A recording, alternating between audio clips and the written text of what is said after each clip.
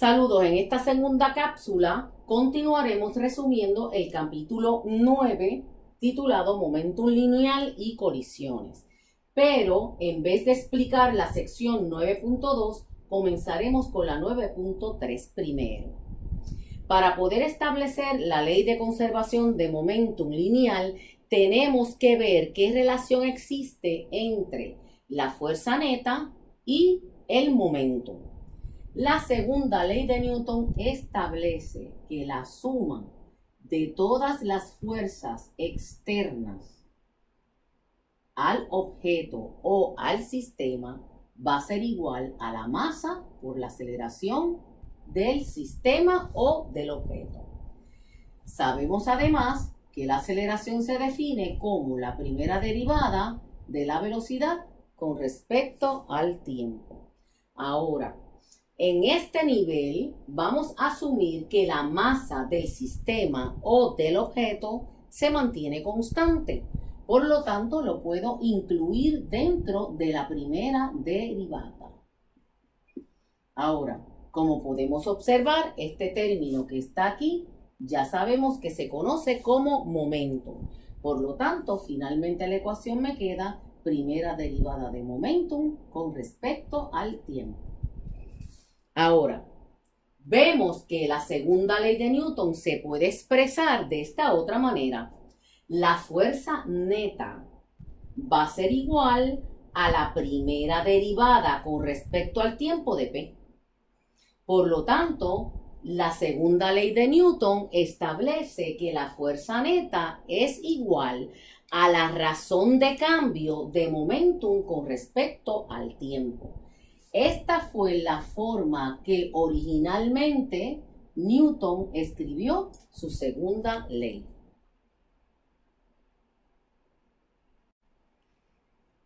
Vamos a analizar un poco las implicaciones de expresar la segunda ley en términos de la variación del momento. La primera es, si sobre un objeto o sistema existe una fuerza neta no cero, esto implica que el momentum del objeto o sistema está variando. ¿Okay? Ahora, ¿qué implica que el momentum de un sistema o de un objeto esté variando? Que está variando su velocidad.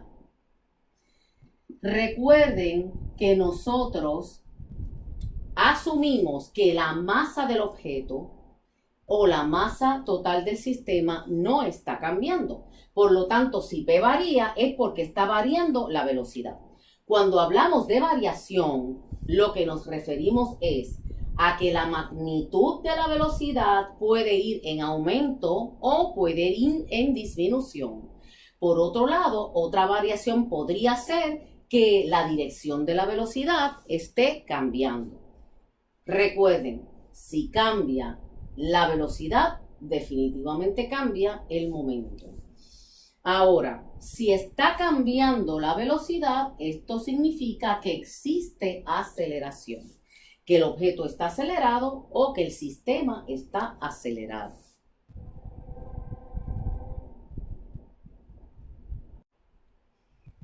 Ahora, ¿qué ocurriría si la fuerza neta, que significa la suma vectorial de todas las fuerzas externas que siente el objeto o el sistema, fuese cero? Si la fuerza neta fuese cero, entonces la razón de cambio del momentum con respecto al tiempo es cero. ¿Qué significa eso? Significa que el momentum no está cambiando. Esto implica que el momentum del objeto o del sistema se mantiene constante. Y esa es la base fundamental de la ley de conservación de momentum. Ahora estamos preparados para definir lo que es un sistema aislado en momentum antes de establecer la ley de conservación de momentum lineal. Un sistema aislado en términos de momentum tiene que cumplir con dos cosas. La primera es que la masa del sistema se mantenga constante. Esto lo que implica es lo siguiente. Uno establece un sistema, establece una frontera y establece lo que es el medio ambiente. Cuando la masa se mantiene constante a través de la frontera, no puede salir masa ni tampoco entrar masa. Esa es la primera condición. La segunda es la siguiente, que la fuerza neta sea igual a 0. Recuerden, la fuerza neta es la suma vectorial de todas las fuerzas externas a mi sistema. Y si el sistema está aislado en momentum, esa suma vectorial tiene que ser 0.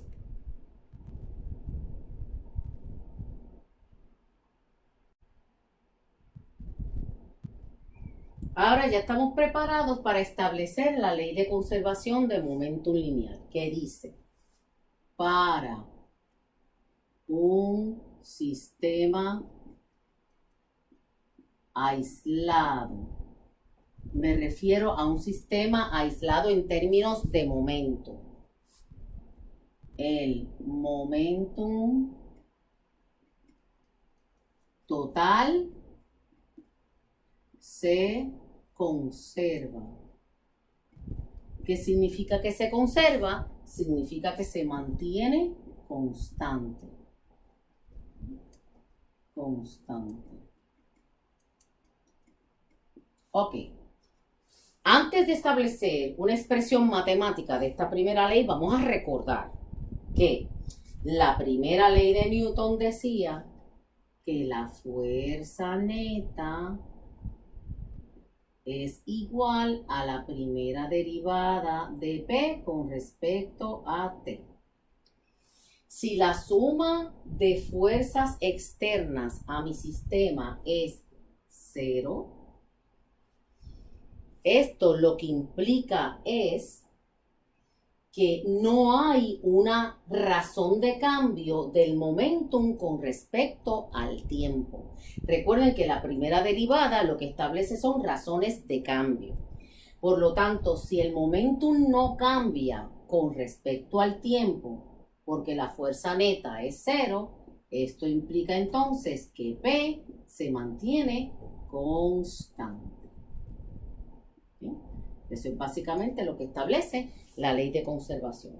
Una forma muy útil de expresar esto de forma matemática es la siguiente. El momentum, recuerden que es un vector total del sistema antes de cualquier evento tiene que ser igual al momentum total del sistema después de ese evento. ¿Ok?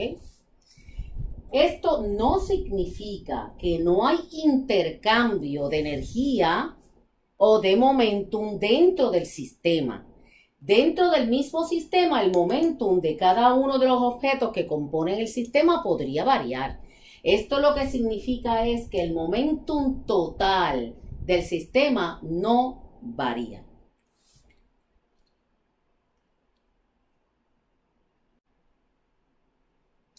Antes de discutir cualquier ejemplo de conservación de momentum, primero tenemos que hablar un poco sobre los tipos de colisiones que nos podemos encontrar. Una de ellas es one-to-many, y esta ocurre cuando un objeto se rompe en diferentes pedazos. Esta colisión comúnmente se le llama explosión. Cuando un objeto se encontraba aislado y se rompe en diferentes pedazos, el momentum total antes y después se tiene que mantener constante. Así que el momentum total se conserva. Eso lo que significa es que la suma de todos los momentum de cada pedacito, recuerden que es una suma vectorial, que la suma del momentum de cada pedazo tiene que ser igual al momentum del objeto antes de explotar. En este tipo de colisión, one to many, la energía cinética no se conserva, no se mantiene constante antes y después de la colisión. Ok, otro tipo de colisión se le conoce como many to one. Dentro de esta categoría hay una que se llama inelástica. Y con esta es que vamos a trabajar. En many to one, en la inelástica en particular, ocurre cuando yo tengo un sistema que se compone de varios objetos. Y ese sistema, los objetos dentro colisionan y se quedan pegados. Si el sistema antes de que choquen o colisionen estaba aislado, entonces el momentum total se conserva. Esto lo que significa es que en la suma de todos los momentum de cada uno de los objetos que componen mi sistema tiene que ser igual al momentum después de la colisión cuando todos se quedaron pegados. Recuerden, en la inelástica los objetos se quedan pegados luego de la colisión y aunque el momentum total se conserva, la energía cinética no se conserva. Me refiero a la energía cinética total. No se conserva a pesar de que el momentum total se conserva. Finalmente, tenemos la colisión many to many.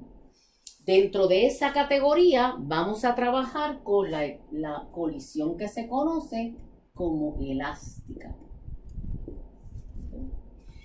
En la colisión elástica yo tengo un sistema que se compone de dos o más objetos. Estos objetos chocan entre sí, pero no hay intercambio de masa y no se quedan pegados. ¿Okay? Entonces, si el sistema antes de la colisión entre ellos estaba aislado, entonces el momentum total se conserva después de la colisión. Los objetos no se quedan pegados. Y en este caso, la energía cinética total del sistema sí se conserva, sí se mantiene constante. Volvemos a repetir. Tengo un sistema que se compone de varios objetos. Ese sistema está aislado. Entonces, una colisión es elástica si los componentes de ese sistema chocan entre sí, no se quedan pegados, aunque hay un cambio en el momentum de cada uno de ellos después de la colisión. La suma de todos los momentum antes y después de la colisión tiene que permanecer igual, se mantiene constante.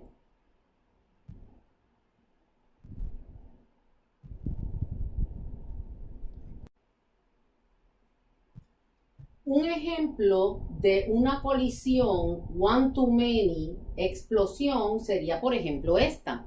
Tengo un cohete que se mueve a la derecha con velocidad constante. Ocurre una explosión y se parte el cohete en dos pedacitos. Uno se mueve en esta dirección V1 y otro pedazo se mueve en dirección V2. Como el cohete originalmente se movía con velocidad constante, significa que está aislado. Así que no importa que ocurra una colisión, en la suma de momentum de este pedazo más este pedazo, recuerden que esto es suma vectorial, tiene que ser igual al momentum antes de la colisión. Un ejemplo de una colisión many to one inelástica sería esta. Suponga que tengo un vagón de un tren que está quieto y otro vagón viene con velocidad y choca contra el primer vagón y se quedan pegados y los dos se mueven juntos hacia el frente. Pues este es un ejemplo típico de una colisión inelástica. Este vagón estaba quieto y este se movía con velocidad constante, por lo tanto, este era un sistema aislado. Si el sistema está aislado, entonces el momentum se tiene que conservar. Así que en la suma de los dos momentum antes de chocar, tiene que ser igual al momentum de la colisión después que se hayan quedado pegaditos, porque esto es una colisión inelástica. Ni en one to many, ni en many to one, en el caso de explosión y colisión inelástica, la energía cinética no se conserva. La energía cinética antes y después de la colisión cambia.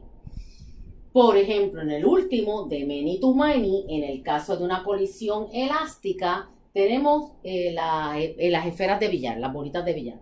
Si yo tengo que la número 1 choca con la número 2, pero la 1 antes de chocar se mueve en esa dirección con velocidad constante, pues yo tengo un sistema aislado, ¿verdad? Porque la número 2 tiene velocidad 0. Pues entonces, después de la colisión, el momentum tiene que ser el mismo. Antes de la colisión, el momentum total tiene que ser igual al momentum total después de la colisión. En este caso, como es una colisión elástica, las dos esferas no se quedan pegadas y cuando colisionan, pues una se mueve en esta dirección, la otra en esta otra dirección. Sin embargo, la suma de los dos momentum tiene que ser igual a la suma de los momentum antes de colisionar. En este caso, en la colisión elástica, la energía cinética sí se conserva. O sea, la energía cinética total antes de la colisión es igual a la energía cinética total después de la colisión.